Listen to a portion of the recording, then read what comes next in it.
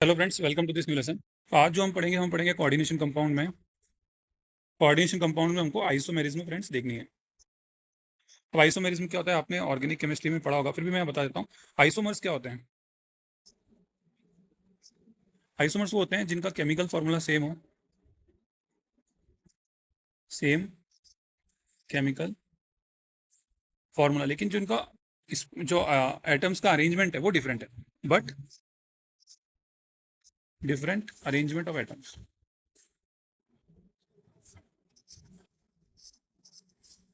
ठीक है, तो इनको हम क्या बोलते हैं फ्रेंड्स? आइसोमर्स बोलते हैं। जैसे कि अगर आप कोऑर्डिनेशन कंपाउंड में हम देखेंगे, तो अगर हम एक एग्जांपल देखेंगे, जैसे ये एक कॉम्प्लेक्स है हमारा।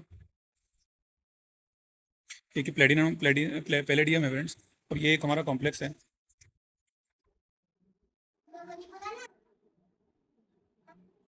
अब आप ये देख रहे हो कॉम्प्लेक्स, इसमें ये हमारे पास लिगेंड्स हैं चार। एक दो क्लोरीन और दो अमोनिया। अगर मैं इसको इस तरह से भी तो लिख सकता था।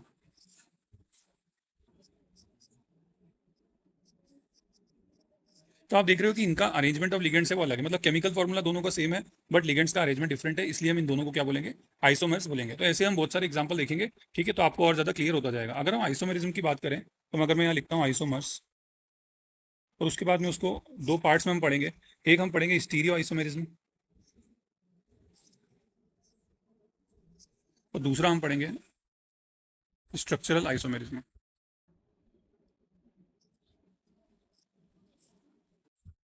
स्ट्रक्चर आइसोमेरिज्म या आइसोमर्स जो हम पढ़ेंगे। अब इन दोनों में फर्क क्या है? तो अगर आप देखोगे स्टीरियो आइसोमेरिज्म क्या होती है, इसमें क्या होता है कि जो एटम्स का बॉन्डिंग सेम होता है, सेम बॉन्डिंग। डोंट वरी, हम एग्जांपल देखेंगे तो आपको समझ में आ जाएगा। लेकिन क्या होगा? Different special arrangement of atoms. Different special arrangement of atoms. अब अगर यहाँ पे आप बात होगी, जैसे कि इसका एग्जांपल देखेंगे, ये वाला एग्जांपल आप देख लो कि पहली बात तो आइसोमर्स ये दोनों हैं या नहीं है। तो आप देखो इसका क्या इनका सेम केमिकल फॉर्मूला है? यस है। फिर उसके बाद क्या इनका स्पेशल अरेंजमेंट अलग अलग है? हाँ, अलग अलग है। तो इसका मतलब ये आइसोमर्स तो हैं। अब हमको ये बताना है कि क्या ये स्ट्रक्चरल है या स्टीरियो है। तो अगर आप देखोगे तो इनका स्ट्रक्चरल में क्या होता है? स्ट्रक्चरल में बॉन्डिंग अलग होगी, डिफरेंट बॉन्डिंग। ठीक है, डिफरेंट बॉन्डिंग। अब यहाँ देखो, यहाँ डिफरेंट बॉन्डिंग नहीं है। क्योंकि क्यों? देखो आप, जो सीएल है वो पैलेडियम से लगा हुआ है, यहाँ पे तो पैलेडियम सीएल लगे हुए हैं, बॉन्ड सी सीएल और पैलेडियम में ही है। यहाँ आप देखोगे जो पैलेडियम अमोनिया से लगा हुआ है, यहाँ पे भी अमोनिया से लगा हुआ है। तो बॉन्डिंग डिफरेंट नहीं है। ठीक है, तो इसलिए स्ट्रक्चरल आइसोमर नहीं है। अब इस यहाँ पे आप देखोगे स्टीरियो में इस बॉन्डिंग सेम है, हाँ सेम है। उनका स्पेशल अरेंजमेंट ऑफ एटम्स अलग है, हाँ अलग है। क्यों? क्योंकि यहाँ पे आप देखोगे कि जो अमोनिया अमोनिया दोनों पास पास में है, और यहाँ पे अमोनिया अमोनिया सीएल सीएल दूर दूर है। इसका मतलब ये कौन से होगा एग्जाम्पल? स्टीरियो आइसोमर्स का एग्जाम्पल हो गया। तो क्या होता है? सेम बॉन्डिंग होगी लेकिन different special arrangement of atom होगा। स्ट्रक्चरल आइसोमर्स में क्या होगा कि बॉन्डिंग ही डिफरेंट होगी, तो उसको हम क्या बोलेंगे? स्ट्रक्चरल आइसोमेरिज्म बोलेंगे। आज के जो हम लेसन में देखेंगे, आज के लेसन में हम सिर्फ स्टीरियो आइसोमेरिज्म देखेंगे, और उसमें भी जो है हम सिर्फ एक टाइप देखेंगे। हमारी इसकी दो टाइप्स हैं फ्रेंड्स। कौन कौन सी हैं? तो आप देखोगे कि एक हमारी है जियोमेट्रिकल, और दूसरी है हमारी ऑप्टिकल। ठीक है, आज हमको सिर्फ ज्योमेट्रिकल देखना है। ठीक है, ज्योमेट्रिकल आइसोमेरिज्म हम देखेंगे। तो ज्योमेट्रिकल आइसोमेरिज्म में क्या होता है कि इसमें जो होता है डिफरेंट, सबसे पहली बात तो ये स्टीरियो आइसोमेरिज्म है, तो इनमें क्या होगी? बॉन्डिंग सेम होगी। ठीक है, उसके बाद ये आप सब्जेक्टिव आंसर के लिए बता रहा हूँ, आप लिख सकते हो ज्यादा। बॉन्डिंग। दूसरी बात क्या होगी? इनका जो होगा ना वो different special arrangement of atom होगा। Different special arrangement of atoms होगा। ठीक है ना? तो इसको हम क्या बोलेंगे? ज्योमेट्रिकल। अब ज्योमेट्रिकल जो आइसोमेरिज्म है फ्रेंड्स, वो हमको मेन किस में दिखती है? जो कोऑर्डिनेशन नंबर 4 होता है और 6 होता है, उसके जो कॉम्प्लेक्स होते हैं उसमें हमको दिखती है। ठीक है, तो अगर मैं बात करूं, अगर पहले एग्जांपल लें हम कोऑर्डिनेशन नंबर 4 का, तो आपको पता है कोऑर्डिनेशन नंबर क्या होता है कि जितने लिगेंड्स लगे होते हैं उसको हम कोऑर्डिनेशन नंबर बोलते हैं। तो कोऑर्डिनेशन नंबर 4 में देखो दो तरह के कॉम्प्लेक्स बन सकते हैं। एक कैसा कॉम्प्लेक्स बन सकता है? जैसे ये मेटल है और यहाँ पे लिगेंड लगे हैं चार, ए बी सी और डी। एक तो ये हो गया। ठीक है, तो ये कैसा कॉम्प्लेक्स है फ्रेंड? ये एक स्क्वायर प्लेनर कॉम्प्लेक्स है। लेकिन ये कॉम्प्लेक्स क्या हो सकता है? इस तरह से भी हो सकता था। ये क्या है फ्रेंड्स? This is tetrahedral. तो ध्यान रखना, टेट्राहेड्रल कॉम्प्लेक्स में कोई भी ज्योमेट्रिकल आइसोमर नहीं होता, नो ज्योमेट्रिकल आइसोमर। ये मैं आपको क्यों बता रहा हूँ कि एक बार JEE 2015 में ये क्वेश्चन पूछा गया था कि एक कॉम्प्लेक्स है जिसमें क्या है, MABCD टाइप कॉम्प्लेक्स है वो, ठीक है, MABCD कॉम्प्लेक्स है जिसकी शेप टेट्राहेड्रल है। आपको उसमें बताना है कि नंबर ऑफ ज्योमेट्रिकल आइसोमर कितने बनेंगे। तो सिंपल आंसर 10 सेकंड में सॉल्व होने वाला आंसर है कि अगर टेट्राहेड्रल कॉम्प्लेक्स है इस चार, जिसमें कि कोऑर्डिनेशन नंबर 4 है, 1 2 3 4, तो उसमें ज्योमेट्रिकल आइसोमर की संख्या होगी फ्रेंड्स शून्य होगी, क्योंकि टेट्राहेड्रल कॉम्प्लेक्स में क्या होता है, आइसोमर नहीं होते। आप पूछोगे सर क्यों नहीं होते, तो क्यों इसलिए नहीं होते क्योंकि अगर आप मान के चलो इनकी पोजीशन को चेंज करोगे, यहाँ पे ए लगा दोगे, यहाँ बी लगा दोगे, तो ये क्या होगा फ्रेंड, अगर आप ये जो लिगेंड है इसको आप ये बॉन्ड को इमेजिन करो कि ये तो दोनों बॉन्ड है, ये प्लेन में है। ये कैसे हैं, ये प्लेन में है, प्लेन, और ये वाला प्लेन के ऊपर है और ये वाला प्लेन के पीछे है। तो अगर आप इस कॉम्प्लेक्स को इसे ऊपर से पकड़ लो, इसको ए जो है ना ये प्लेन में है, तो आप सपोज करो कि ये जो डंडी है, बॉन्ड है, आपने हाथ में पकड़ लिया, आप इसको घुमाओगे तो आप क्या कर सकते हो, ये लिगेंड्स को आगे पीछे कर सकते हो, मतलब आप खाली घुमाने भर से ही पोजीशन चेंज हो सकती है। तो वो फिर उसको आइडेंटिकली माना जाता है, उसको आइसोमर नहीं माना जाता, तो इसलिए ये आइसोमर नहीं होता। अब स्क्वायर प्लेनर की बात आएगी तो हम सिर्फ स्क्वायर प्लेनर पढ़ेंगे। तो अगर ये एक एग्जाम्पल हम पढ़ते हैं कि MA2B2 टाइप। अब MA2B2 का मतलब क्या है कि इसके अंदर दो प्रकार के लिगेंड्स हैं, एक है ए, एक है बी। जैसे कि ये यहाँ पे हम पढ़ते हैं, जैसे पैलेडियम का पढ़ते हैं, हमने पहले भी एग्जांपल देखा था। तो ए को मैं मान लेता हूँ Cl है, यहाँ पे भी Cl है, बी को मान लेता हूँ NH3 है, और यहाँ पे भी friends, this is hypothetical example. Okay, अब आप देखोगे कि यहाँ पे ये ऐसे बना दिया, फिर मैं इसको इस तरह से भी बना सकता था,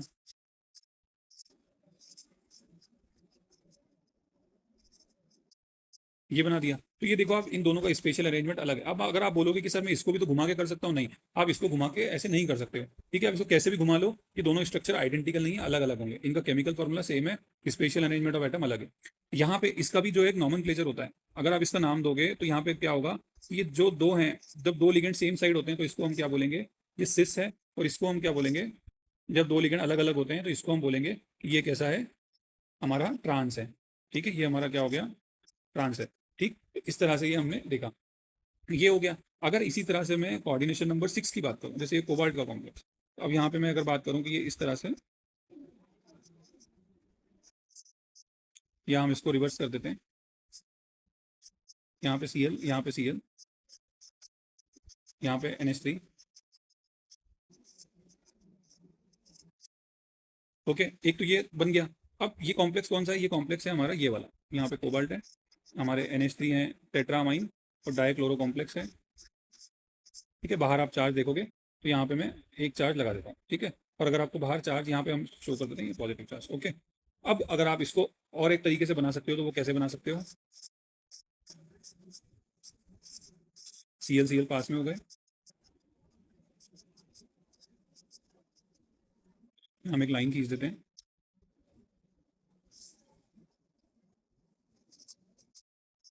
ठीक है। अब आप देखोगे कि यहाँ पे देखो Cl दोनों क्या है, पास में है, और यहाँ पे Cl क्या है, दोनों दूर हैं। तो जो दूर होते हैं उसको हम क्या बोलेंगे, ट्रांस, और इसको क्या बोलेंगे हम, सिस। सिस को हम क्या लिख देंगे, यहाँ सिस लगा के यहाँ कोबाल्ट लगाया, फिर NH3 लिखा, टेट्रामाइन, डाइक्लोरिडो, यहाँ पे बाहर एक चार्ज लगा दिया, इसमें भी बाहर एक चार्ज लगा दिया, ठीक है। तो आप देखोगे कि दोनों का सेम मॉलिक्यूलर फॉर्मूला सेम है, बट इनका क्या है, स्पेशल अरेंजमेंट ऑफ एटम अलग है। तो ये इस तरह से, ये भी एग्जाम्पल क्या है, सिस ट्रांस आइसोमेरिज्म का है।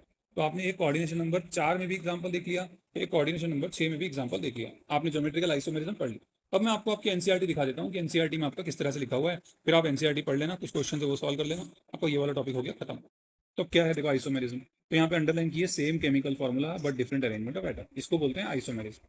उसके बाद आप देखोगे कि इनकी जो प्रॉपर्टीज भी अलग अलग होती हैं, क्यों, क्योंकि उनका एटम्स का अरेंजमेंट अलग है, इसलिए इनकी फिजिकल और केमिकल प्रॉपर्टीज अलग अलग होती हैं, ठीक है। और ये केमिकल प्रॉपर्टीज मेडिकल फील्ड में, हर जगह फील्ड में काम आती हैं।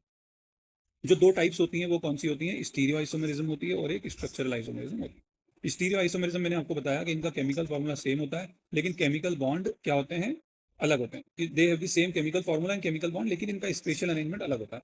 और अगर स्ट्रक्चरल आइसोमेरिज्म की बात करूंगा तो इनकी बॉन्डिंग ही अलग होती है, क्योंकि हम आगे पढ़ेंगे, ओके।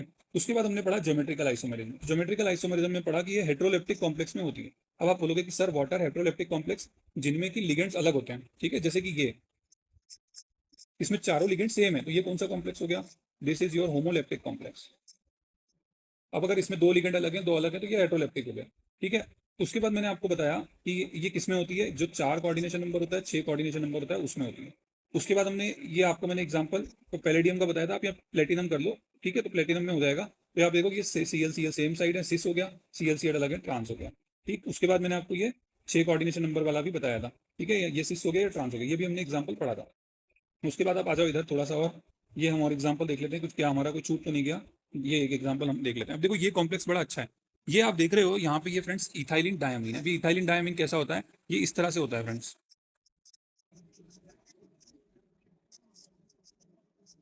ये ऐसा होता है। यहाँ पे 2 इलेक्ट्रॉन होते हैं, यहाँ पे भी होते हैं, और यहाँ पे मेटल होता है। तो ये मतलब एक ही लिगेंड होता है, लेकिन ये 4 इलेक्ट्रॉन डोनेट करता है। ओके, तो ये इस तरह से, तो इसको हम ऐसे शॉर्ट में कैसे लिख देते हैं, इस तरह से EN बना के लिख देते हैं, इथाइलिन डायमीन। तो आप यहाँ पे देखोगे कि यहाँ देखो, यहाँ पे इसका कोऑर्डिनेशन नंबर कितना होगा, 6 होगा।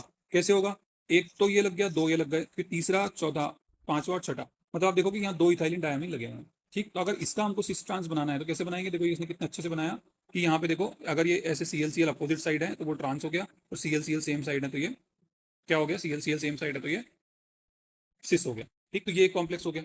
उसके अलावा आपकी जो बुक है उसमें एक एग्जाम्पल और दिया हुआ है, जिससे सीधे सीधे NCERT से क्वेश्चन भी आता है, तो वो भी मैं आपको बता देता हूँ। पहले ये वाला भी देख लो आप, कि अगर ऐसा एग्जाम्पल है, जो ऑक्टाहेड्रल कॉम्प्लेक्स है, जिसमें कि Ma3B3 मतलब 2 प्रकार के लिगेंड हैं, जिसमें कि 3-3 दोनों के हैं। जैसे कि ये देखो आप, इस कॉम्प्लेक्स में NH3 3, फिर ये नाइट्राइट लिगेंड लगा हुआ है, फिर इस तरह से यहाँ पे लगा हुआ है, यहाँ पे लगा। अब ये अगर मान के चलो कि इसे एक फेस में लगे हुए हैं, यहाँ देखो तीनों एक पास पास में लगे हुए हैं, तो ये फेशियल आइसोमर, ये है सिस, तो है, ये भी सिस है, ये ट्रांस है। लेकिन इनका नॉमेनक्लेचर फर्क हो जाएगा। नॉमेनक्लेचर में क्या फर्क हो जाएगा कि अगर ये तीनों ऐसे NO2 पास में लगे हुए हैं तो इसको हम बोलेंगे क्या फ्रेंड्स, फेशियल आइसोमर। और अगर यहाँ पे अगर अलग अलग लगे हुए हैं तो इसको हम बोलेंगे मेरिडोनियल, मेरिडोनियल आइसोमर। ठीक है, मेरिडियोनल आइसोमर। तो ये भी आपको समझ में आ गया कि ये भी हमने एक एग्जांपल देख लिया, नॉमेनक्लेचर। अब एक क्वेश्चन और आता है, जैसे NCERT में पूछा था, JEE में भी पूछा हुआ है, कि अगर आपका एक कॉम्प्लेक्स है MABCD टाइप कॉम्प्लेक्स है,